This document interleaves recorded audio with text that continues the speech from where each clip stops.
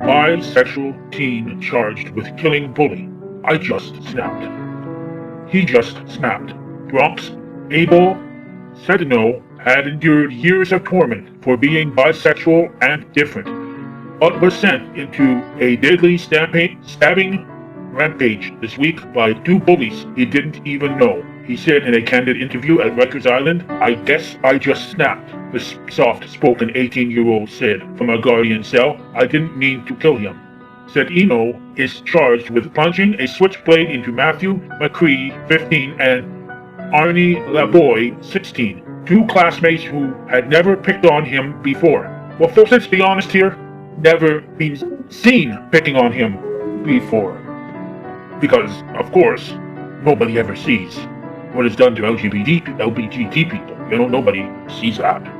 Wednesday's attack in a fifth-floor classroom at an urban assembly school for wildlife conservation. McCree died and LaBoy remained hospitalized Friday. Both teens had been chucking pencils at his head and calling him names, according to Sedino. Folks, we gotta keep in mind, there is a whole plethora of individuals that have spat at this young man, punched in the face, in the abdomen, in the genitals, in the back of the legs. These are common things that these mental cases do to LGBT people, backed by a religious belief. I was reading today, I just happened to be reading in Leviticus, and there's a list of sexual sins, and has to do with homosexuality. And they said it's an offense, it's an abomination for a man to lie with a man as with a woman. That's what it says. And those who do that in the Old Testament were stoned to death. That their God ordains them to get the facts. And even in today's enlightened world, society is still blind. He said he went to the bathroom and the teen's bullying continued. Oh, I know that. With him getting beamed in the head at least 3 times with pencils before reaching his breaking point. Well, I'll tell you something. When you've been stuck in the face close to the eye with a pencil or a pen and realize you could be blinded, your continued ability to see becomes very important to you. And your willingness to go to far reaches to stop people from taking away your God-given ability of sight, or sense of sight, I should say. Anyways, Sedino said he turned around to confront the pair and was punched in the face twice by McCree. Sedino, that's the LGBT kid here, then pulled out the knife and stabbed McCree to death in the chest. The boy who tried to help his pal was also struck in the chest. So why did they attack him? They must have known eventually this would happen. You take a dog and you kick that dog day after week, after month, after year. That animal's gonna bite your leg.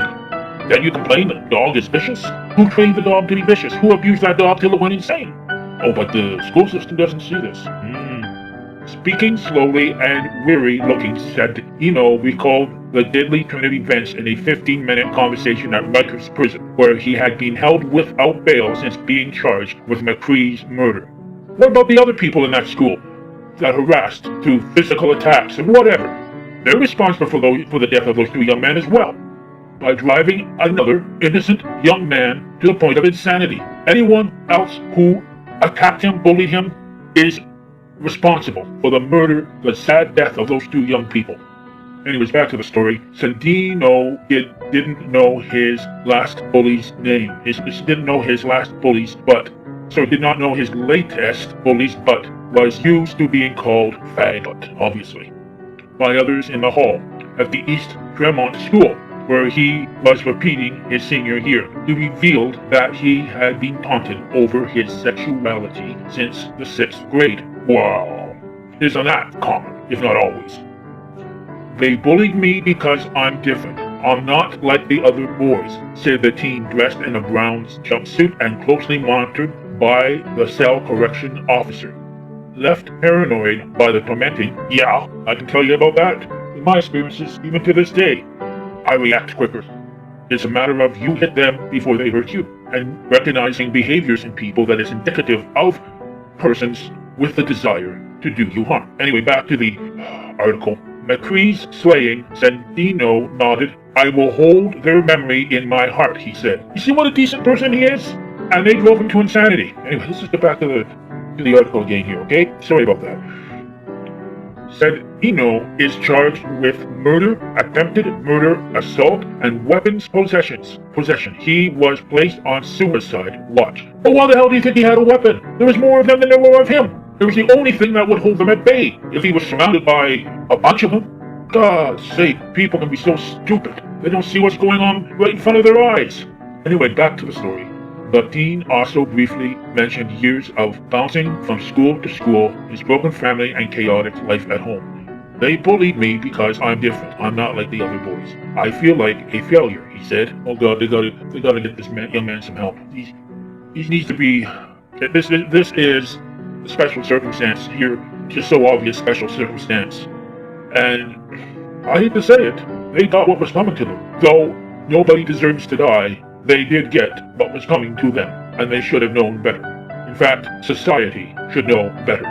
Not to take someone and day after week, after month, after year, even decade, and expect that a human being will not snap. My God.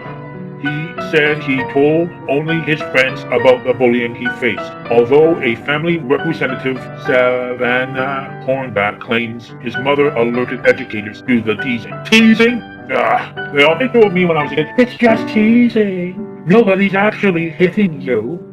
I just don't believe that. Well, maybe they're just touching you hard, giving you a slap on the shoulder to tell you they're your friend. Bullshit. Society is blind, even today. Blind, and then screeches its head off when somebody is pushed over the edge. On Friday, McCree's family decried the portrayal of him as a bully, calling it slander. No, society is stupid. That's my opinion, you folks. Anyway, my son didn't even come close to being a bully, said his mom. Luna, Dennis 33, okay, so let's get this straight. My son was loved by so many people. Whether it was pencil throwing, paper throwing, my son is dead. Well, your son was involved in a dedicated assault on another student who he knew was being assaulted by other students, by multiple students.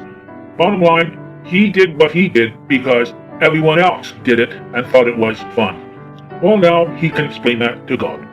The McCree family's lawyer, Sanford Robustine, took aim at the city Department of Education, blasting the school for not having metal detectors in place before the deadly attack. Well, what about idiot detectors?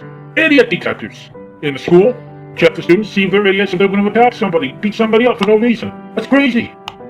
It's like society slapping a band-aid on a problem, but doesn't see that there's a serious issue, and then stands up and says, oh, well, these pride parades, they tie up all the effing traffic, and pride marches are about letting people know that they're not alone, getting young people to stop mistreating LGBT people. Okay, this is a school where 81% of the teachers felt unsafe. 45% of the students felt unsafe. In which there were 2 incidents with weapons last year, Rubenstein said at a press conference at his Brooklyn office. Oh, his office. Place of safety. Anyway, metal detectors were installed at the school Thursday. Urban Assembly School for Wildlife Conservation on Mohan Avenue in East Toronto. Oh, there's a picture there. The attorney also questioned the actions of school personnel as the attack unfolded. The Department of Education has an obligation to have teachers who, when something happens in a classroom, to take action that terrible tragedies like this one don't occur, Rubenstein said. A student witness who was quoted in the press said as this was happening, 2 teachers did absolutely nothing. Well, they figured they were just going to bully him and leave him alone. They just figured that he'd just go and sulk in a corner and not create a problem. Let's be honest, atypical. Still, Rubenstein added civil litigation is not on the table today. First, we will conduct a primary investigation and the funeral will be held, he said. You know, folks, I'm thinking along the line of, the organs must be useful here. Donate eyes, heart, livers. Because really, these young men dedicated serious time to making this other young man's life a living hell. And it is wrong that they are now dead. But their actions, dedicated actions, resulted in what unfolded. Perhaps they should be charged with murder. Something to think about. Anyway, back to the story. DOE spokesman Toya Holness denied any wrongdoing by staffers. Oh yeah, protect the teachers. A thorough investigation is underway, and there are no signs of staff misconduct related to the tragedy this week, she said.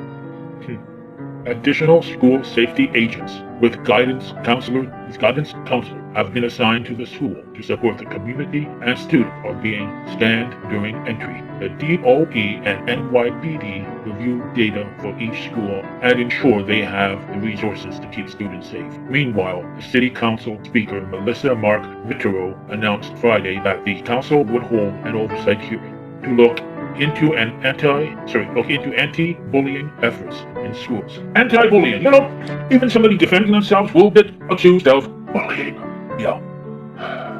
2 kids died. Another one has had his life ruined by day after month after year, decade of constant, unending, visceral hatred projected at him verbally with fists and pencils thrown at his face that could blind him.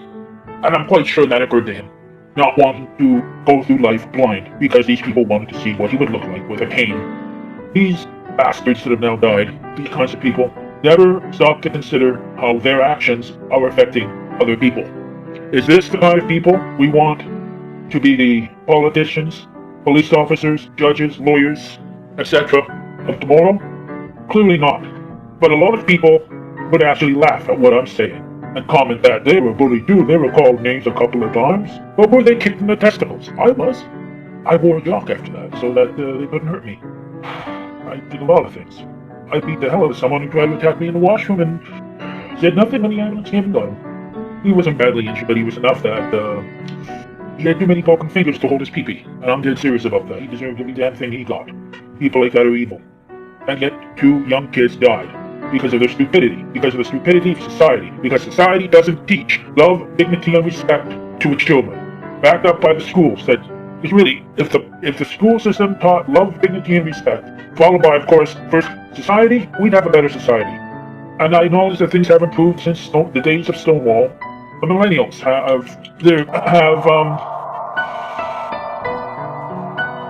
the millennials are a lot kinder, but they're also naive. Some of them actually believe in communism, and I'm like, you have done no historical research. In the same way that idiots out there have done no research on bullying. So, human stupidity is an amazing thing. People who are not educated, people who don't stop and think, all you gotta do is do some research. Folks, I'm telling you, do research on bullying. The real story from people who've gone through it. And you will see PTSD right there. I know what that is. I went through it. I still have it. I walk down the street and I'm aware of my surroundings, I'm aware of everything, but I'm always ready to fight back because I know somebody's gonna do something. Doesn't matter how old you get. It's insanity. And 2 kids are dead. And another one is sitting in a goddamn prison being treated like he's the bad guy. Will society, the court system, just lock him up and throw away the key and say, oh, another faggot gone crazy? What's gonna happen? What's gonna happen? By the way, this story was from 2017. And it is one of many that take place in the school systems and in the workforce every day, where people are pushed to the breaking point. I'll just close this with, I'm quite sure he did not want to lose his eyesight. And that's why he did what he did. He did not want to get stabbed in the eye with a pencil or a pen. The judge had this comment. I believe you paid an emotional price for the repeated acts of bullying, which undermined your self-esteem and psychological well-being, Judge Michael Gross said in a packed Bronx Supreme Courtroom where Cedino's family, both victim's family and surviving victim were present. But he said your history is not an excuse for what you did. In other words, they lock up fags. Let's be honest here. Hey. Christianity rules! Yeah, do the sign of the cross and take your punishment. That classroom was turned into a nightmare that day, said Gross before he sentenced Cedino to 14 years in prison for manslaughter, 8 for assault, and 90 days for criminal possession of a weapon. What about the crime they committed and each and every person that drove him insane? What are their sentences? This just goes to prove that people can get away with abhorrent crimes. They basically murdered him. They murdered his soul. The sentences will run concurrently and will be followed by 5 years of post-relief supervision. Cedino's victims weren't just those he stabbed, but each of the 20 students who witnessed the attack. But let's not forget, folks, they participated because they did nothing. And suffered trauma that will be with them forever, said Judge Gross. The victim is ignored here, folks. The victim is ignored. Cedino, who claimed self-defense, and I agree it was self-defense to some degree. Prosecutors had sought 30 years. Goddamn sons of bitches. Or bitches of daughters. What is going to happen to this LGBT kid in prison? Does anyone give a shit? Hey guys. He was just 9 years old and already had dreams of becoming a social media star. But last week, Jamel Miles took his own life. He put smiles on my face every day. His mother, Leah Pierce, says over the summer her son came out as gay. Even before that, she says he was bullied, but after his death, she learned the problem had only been getting worse. My daughter told me he came home and told her kids at school were telling him to kill himself. Denver Public Schools says it's investigating and is deeply committed to ensuring that all members of the school community are treated with dignity and respect. Jamel's death is evoking strong reactions. Actress Laverne Cox tweeted, "It must stop. Our bullying culture is killing children." Amit Paley is CEO of the Trevor Project, which focuses on crisis intervention and suicide prevention for LGBTQ youth. We know that just one person in an LGBTQ young person's life can make a huge difference. They can reduce their risk of suicide by 30%. According to a CDC report, gay, lesbian, and bisexual high school students are over 4 times more likely to attempt suicide than their straight peers. And I wish I could have took the pain away from him. Jamel's mother, clutching her son's favorite stuffed animal, says it's important to speak out. He wanted to make people feel empowered. And in order to do that, we have to stop bullying and teach people it's okay to love each other. She now hopes her son's death can help save other lives.